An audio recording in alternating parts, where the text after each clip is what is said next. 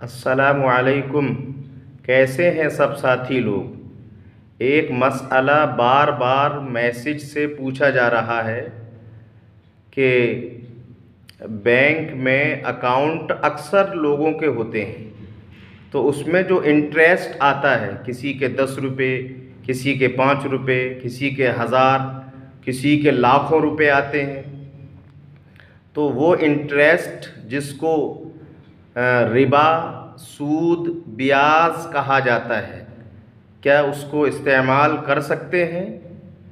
تو میں تفصیل سے بتانے جا رہا ہوں مفتی عمران خان چھرا علی گڑھ سے، لیکن آپ سے ریکویسٹ ہے، درخواست ہے، چینل کو سبسکرائب کر دیجئے، فیس بک پر ہیں تو فالو کر لیجئے کہ ہم کیسے کیسوں کا سبسکرائب کر لیتے ہیں، ہمارا بھی کر لیجئے، بڑی مہربانی ہوگی۔ کم سے کم 1 ملین کا ٹارگیٹ تو بنا دیجئے، بھئی ہم دین کی باتیں بتاتے ہیں، آپ جو ہے اس کو سبسکرائب کریں گے، آگے شیئر کریں گے تو انشاءاللہ آپ کو بھی اجر ملے گا۔ دیکھو، ہمارے اللہ نے قرآن میں کہا ہے جو سود کھانے والے ہیں وہ قیامت میں ایسے اللہ کے سامنے آئیں گے جیسے جنات کا اثر ہو جاتا ہے، پاگل مجنوں کی طرح۔ اور حدیث میں آتا ہے سود کا کھانے والے پر لعنت ہے، لعنت کا مطلب ہوتا ہے اللہ کی رحمت نہیں آئے گی۔ تو یہ ہمیں کیلکولیٹ کر کے رکھنا ہے، ہر بینک کی نوٹ بک پہ لکھا ہوتا ہے انٹریسٹ، ہر سال میں ایک بار حساب لگا کر وہ پیسے الگ کیجیے۔ اب کیا کرنا ہے؟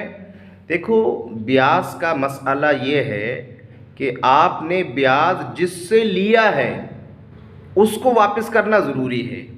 اگر بینک سے لیا ہے، سرکاری بینک ہیں، تو اس کو واپس کریے۔ اب کیسے واپس کریں؟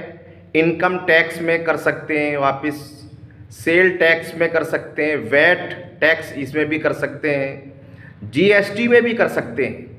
جیسے 10,000 کا فریز آیا، 1,000 جی ایس ٹی پلس 11، تو 1,000 جو جی ایس ٹی ہے اس میں یہ انٹریسٹ دے سکتے ہیں۔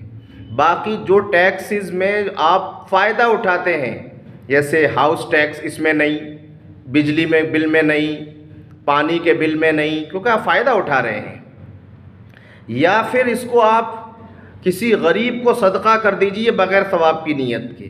مسجد کے ٹوائلٹ میں نہیں لگ سکتا، کسی مدرسے میں نہیں لگ سکتا، ہاں غریب اگر بچے ہیں تو وہاں دیا جا سکتا ہے، ٹھیک ہے۔